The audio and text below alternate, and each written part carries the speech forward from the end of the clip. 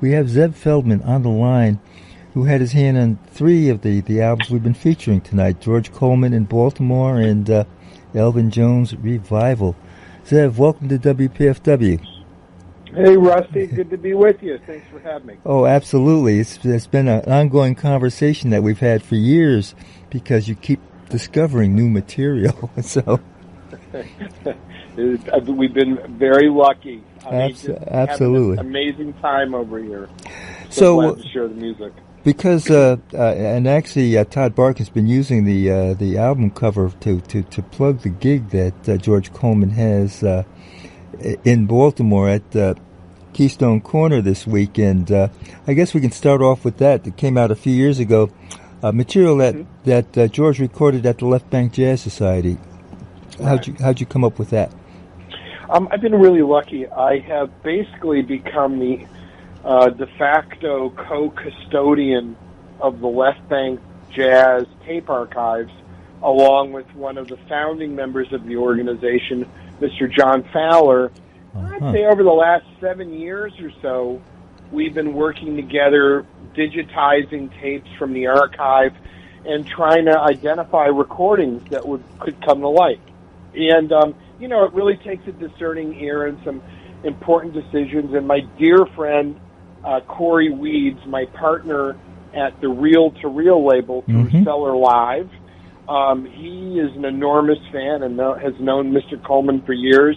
And he was taken with the music. He said, let's put these out. And we had a chance of going back to these original tape reels that we had that were from the gig itself. And I believe we worked with Sheldon Zaharko, a great engineer out of Vancouver. And we put that out for Record Store Day a couple years ago back. And, it's just one of a bunch of recordings that are slowly but surely making their way out from the Left Bank, including we're going to have 3 new projects coming of Shirley Scott from 71 with, again, George Coleman, Bobby Durham, Ernie Andrews. This will be for Record Store Day. We're going to be putting out Walter Bishop Jr. with Harold Vick, Lou McIntosh, and Dick Burke. These are all 2 LP sets from the Left Bank in 66 and 67. And then finally, your good friend Katia Stitt, her father, the great, legendary Sonny Stitt, will be putting out new recordings as well for Record Store Day, those being from 1973 with Kenny Barron, Sam Jones, and Louis Hayes.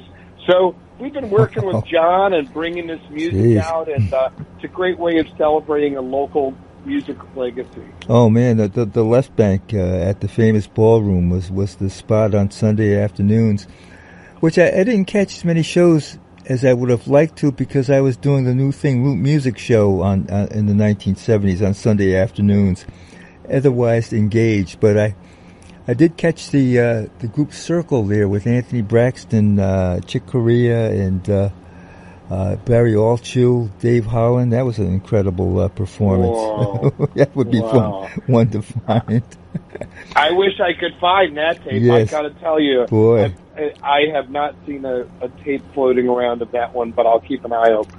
Well, Anthony Braxton was really, really something else too. It was really awesome. So now the Elvin Jones and the Art Blakey Flight to Tokyo both have come out on Blue Note. So how was that connection made? Well, I've been very lucky. I've been producing records for Blue Note Records going into my 5th year now. And upon arrival at Blue Note in 2018 actually, my boss at Blue Note Records, Don, was the president of the label. We had been looking for projects that we could consider releasing. And I had these tapes that were presented to me by a guy named Bob Falish, and I was introduced to him by the legendary drummer, my good friend of many decades, Adam Nussbaum. He said, Zev, you love Elvin. I've got this stuff. You've got to hear it. And he introduced me to Bob Falish, who back in 1967, from July 28th through 30th, was in New York and captured Elvin at his residency at a place called Pookie's Pub, very short-lived concert venue, which was basically across the street from the Half Note. And they would kind of alternate their sets. So You could finish one show, go across the street and hear the other, and go back and forth. And in this period in the late 60s, when Elvin Jones had just departed from John Coltrane's group, he was playing there a lot. And as chance would have it, this young recording engineer, Bob Baelish, got the permission of Elvin, brought his equipment down, and recorded the band with close microphone and mixing it live on the fly as it happened. But these recordings, Rusty, I've been taken with them for a long time. And again, just to put it in context, it's Elvin Jones, Joe Farrell, Billy Green on piano, Larry Young on piano, and the great Wilbur Little.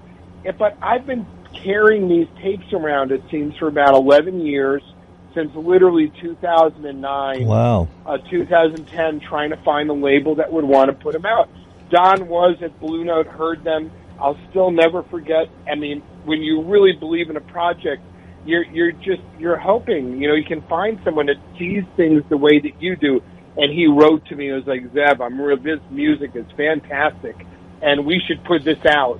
And it started a conversation, and, Rusty, it takes time sometimes. It takes period, there's a protocol and a procedure, and we were able to make it happen with Blue Note. So proud to be able to release this project. It's an epic performance, really captures Elvin in the top of his powers, and it's really a document that I think that he would want to be remembered by.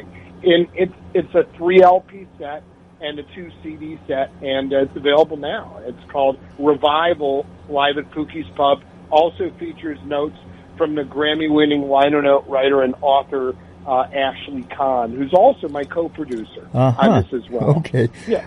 I have it in my bag. I haven't pulled it out for this session, but I've been playing it a lot. The Art Blakey session, the first flight to Tokyo with Lee Morgan and Wayne Shorter, and that was another hookup with Blue Note. I guess it's kind of natural since Blue had done all these recordings for Blue Note. Was that an easier take for them?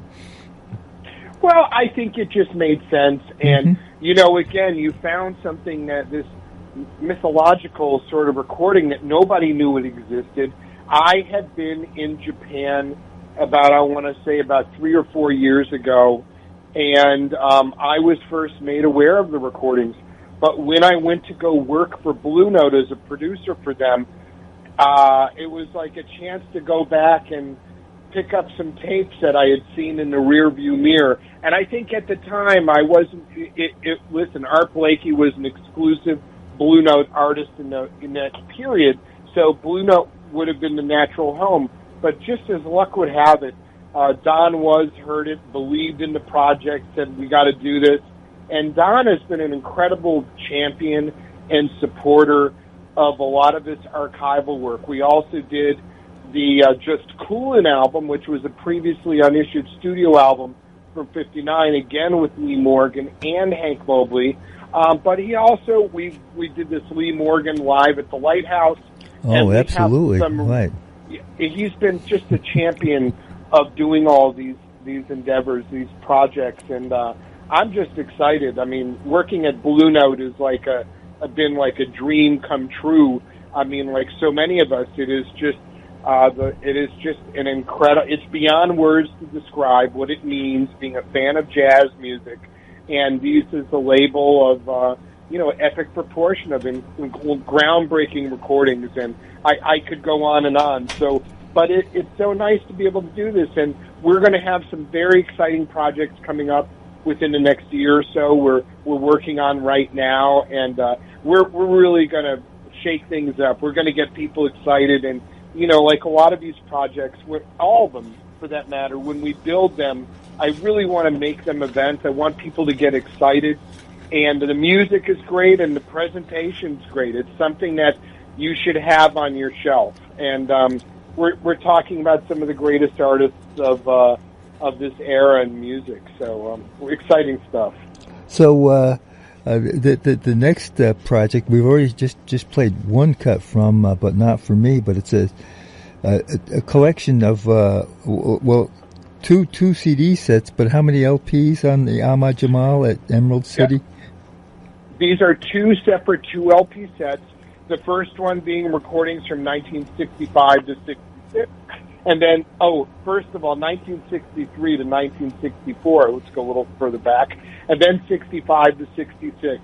And there's also going to be a 66 to 68 that'll be coming out later in the year. This is a 3-volume series. Okay. I didn't want to call it Volume 1, Volume 2, Volume 3. Okay. But I wanted to break it down by the years because it's all exciting music. And I had a chance to join forces with Mr. Jamal in the summer of 2021, and we started talking about this project, and he heard these recordings that Jim Wilkie, who was a producer and presenter and DJ at King FM in Seattle at the time, he had made these broadcast recordings, and with the Puzo family and with Mr. Jamal and with the Sidemen, we were able to present this officially. But working with Mr. Jamal has been just like a dream come true.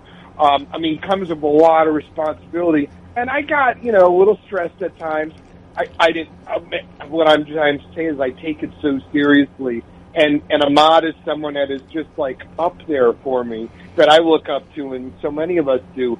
But working with him was a joyful experience. And even more so, he loved this music and was excited to see it come out. It's just, I've been blessed with a lot of meaningful work, but I love Ahmad Jamal, like a lot of us. Oh, he's just phenomenal. Phenomenal. I see you have my friend Eugene Holly doing notes to it. Yes, sir. Indeed.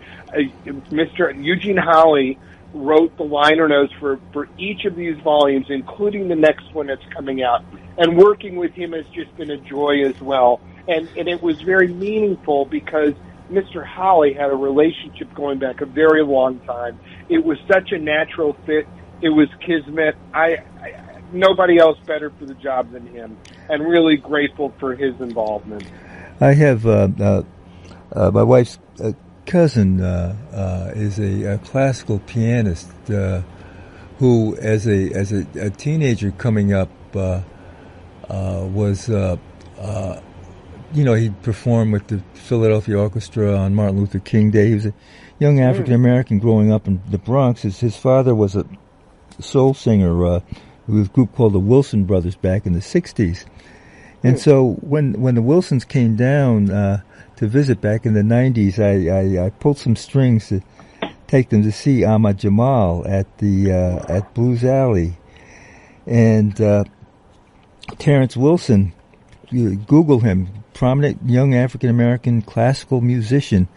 He still tells me today that really had an impact on him. And sometimes after a solo classical concert, playing Mozart or whomever, he may slip in some Ahmad Jamal as an encore, and it just had an impact on him that was wonderful. Let's do another cut from Jamal that features a reunion with Vernel Fournier working with him. That features them doing like Someone in Love, I guess. We'll do that and then come back and talk about another recording. And how did this reunion come about? How did Vernel Fournier come in on this?